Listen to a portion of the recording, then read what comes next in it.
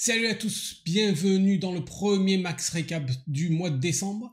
Et on va démarrer tout de suite avec une nouvelle plateforme qui va vous permettre de porter plainte en cas de cyberharcèlement. Donc on a vu il y a quelques semaines une nouvelle plateforme pour porter plainte tout court allait démarrer là récemment. Et là maintenant c'est une plateforme qui va vous permettre de porter plainte pour cyberharcèlement. Ça s'appelle 17 Cyber. 17 Cyber. Vous allez, voilà, vous regardez. Et si vous êtes cyberharcelé, vous allez voir ça. Vous allez pouvoir aller chatter avec un policier ou un gendarme et déposer plainte. Voilà, pour ne plus être cyberharcelé par des mauvaises personnes. Paf. Voilà, vous pouvez jeter un œil. Il y a toutes les news dans la description, comme d'habitude. Les amis, Le Point nous parle d'un nouveau radar. Un nouveau radar, notamment de ville, qui s'appelle l'Hydre. Alors, voilà, qu'est-ce qu'il fait? C'est un radar anti-bruit. Anti-bruit, dis donc. Donc voilà, il y a une petite vidéo qui est très sympathique, que je vous laisserai regarder, où on voit l'analyse par véhicule du bruit de celui-ci.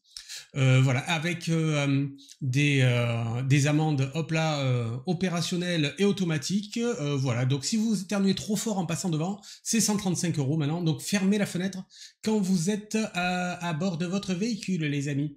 Ensuite, nous avons plusieurs informations de génération vidéo d'intelligence artificielle, avec notamment Amazon qui met à disposition son outil Nova pour générer des vidéos. Donc ça a été généré par Nova, justement. Voilà, vous saisissez un prompt comme d'habitude et ça vous générer pas seulement l'image comme on connaissait, mais la vidéo qui va bien. Regardez un petit peu. Regardez, un village de pâtes avec des boulettes et tout ça. Donc c'est assez bluffant. Voilà, vous pouvez aller tester ça. C'est dans l'air du temps et c'est très très novateur. Voilà, ça permet de faire des choses assez quand même incroyables, et juste avec un petit prompt. Et je ne pouvais pas parler de Amazon, comment c'est déjà, Nova, sans vous parler de Google VO, qui est étonnamment une IA également de génération de vidéo, alors qui est disponible mais pas encore pour tout le monde. C'est pour l'instant sur Vertex AI. Donc voilà, vous générez de la même manière des vidéos avec un prompt, et ça a l'air plutôt bien fait. Alors ici on ne met pas de vidéo de présentation, mais juste des images qui ont été capturées. Et nous, on aurait bien aimé avoir une vidéo de présentation. Mais ce n'est point grave, car nous apprenons dans Le Monde qu'en Éthiopie, les loups butinent. Et voilà, les loups butinent et contribuent à la pollinisation. Ah là, c'est ce petit loup là, qui s'appelle le loup d'Éthiopie. Voilà, donc puisqu'il vit en Éthiopie, sinon voilà, il était du Vietnam, il se sera appelé le loup du Vietnam, vous l'avez, bravo. Et donc voilà, il butine, il mordit ces petites saloperies. C'est comment ça s'appelle, une grande fleur conique qui s'appelle le tison de Satan. Tatan. Ah non, Satan, je me trompé. Et donc voilà, vous allez pouvoir lire le détail de cette information. Et donc voilà, le loup il mordit ça et il participe à la pollinisation comme une abeille. Voilà, et c'est une abeille à 4 pattes. C'était très étonnant. Je voulais vous le partager. Ensuite, nous avons dans Clubic une information intéressante avec des tests qui sont menés pour... alors l'OLED, vous connaissez cette technologie qui est dans les téléviseurs, notamment dans les écrans, qui donne de très beaux effets, notamment de très beaux contrastes. Et il y a une capacité justement d'utiliser l'OLED pour faire de la transmission de données. Donc voilà, ce qui est assez sympa, puisque ça ne va pas utiliser d'ondes, hein, puisqu'on est saturé d'ondes maintenant, mais la lumière. Ok. Et alors, pourquoi cette innovation est-elle prometteuse? Ça, c'est rigolo. La sécurité. Comment ça, la sécurité? Les données restent confinées dans une pièce. Évidemment, puisque la lumière ne traverse pas les murs, les mecs. Et la connectivité, la lumière visible peut être utilisée dans des environnements saturés en fréquence radio. Voilà, je vous laisse regarder les détails, c'est assez sympa.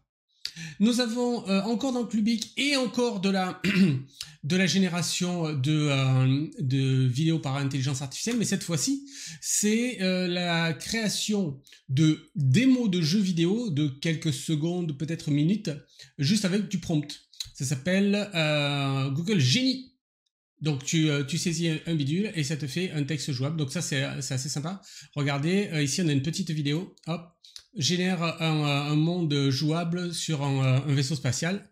Et voilà le résultat. C'est voilà. Vous voyez?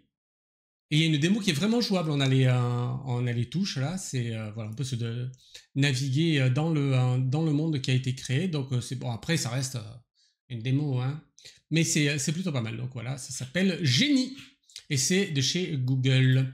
Très très bon ça. Très très bon. Perplexity, le moteur de recherche IA. On a parlé il y a quelques semaines du nouveau moteur de recherche de ChatGPT qui apparemment ne donne pas pour l'instant une satisfaction folle. Et voilà. Et donc j'ai découvert ça hier, le Perplexity, qui est un nouveau moteur de recherche. Et donc je me suis allé le tester, il y a le lien. Hein, et c'était très très bluffant. C'est la première fois que je discute avec une intelligence artificielle qui comprend vraiment ce que je veux, qui répond vraiment à mes attentes. Donc c'était vraiment pas mal. Il y a quelques erreurs quand même. Attention, c'est pas du pain béni, comme dirait tout un chacun. Mais c'est très très bon. Perplexity, je vous invite fortement à le tester. Et pour finir, les amis, des tatouages éphémères révolutionnent la mesure de l'activité cérébrale. Alors regardez ça, hop, petit tatouage éphémère, donc ça veut dire que ça va pas rester tout le temps. Par contre, la coupe de cheveux va rester elle. Ce sont des tatouages électroniques ultra fins qui mesurent l'activité cérébrale et donc voilà, c'est beaucoup plus pratique pour certaines pratiques médicales. De pouvoir faire ça plutôt que d'avoir tout le barda habituel pour l'électroencéphalogramme notamment. Voilà, je vous laisse regarder ça, c'est une innovation plutôt sympa. Ensuite, je vous annonce que le 13-30 revient bien entendu mercredi, ce sera avec Aymeric Breton, nous parlerons de programmation déclarative et réactive pour du front. Donc si vous aimez le dev, il faut venir mercredi sur la Neos TV à 13h30 et j'ai envie de vous dire bonne semaine les amis, salut!